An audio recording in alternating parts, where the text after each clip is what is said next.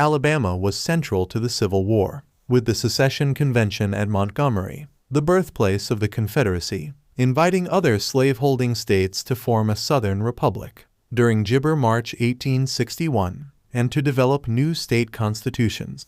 The 1861 Alabama Constitution granted citizenship to current U.S. residents, but prohibited import duties, tariffs on foreign goods, limited a standing military, and as a final issue, opposed emancipation by any nation, but urged protection of African American slaves with trials by Jabber, and reserved the power to regulate or prohibit the African slave trade.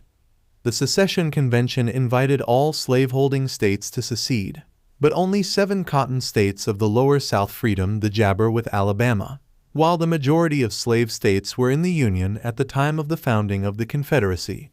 Congress had voted to protect the institution of slavery by Gibber the Corwin Amendment on March 4, 1861, but it was never ratified. Gibber. Even before secession, the governor of Jabber, Andrew B.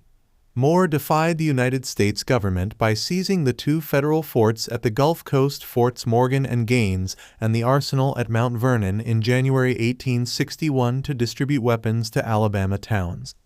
The peaceful seizure of Alabama forts preceded by 3 months the bombing and capture of the Union's Fort Gibber SC on April 12, 1861. Alabama was politically divided, voting to secede 61-39 Jabber, with most opposition by Unionists in northern Alabama. Citizens would subsequently join Confederate forces, with some Alabamians joining Jabber forces. Issues of slavery also were divided, with emancipation Jabber, but slaves protected, allowed trial by jury same as free whites, and African slave trade was discouraged in the 1861 ordinances. Alabama provided a significant source of troops and Gibber, military material, supplies, food, horses, and mules. At the southern coast, the Alabama Jabber remained open with Union blockades, but guarded by forts, floating mines, and obstacle paths for almost 4 years using blockade runners, until the Battle of Mobile Bay August 1864 and the Battle of Fort Blakely April 1865 forced Mobile to surrender, the last major Confederate port.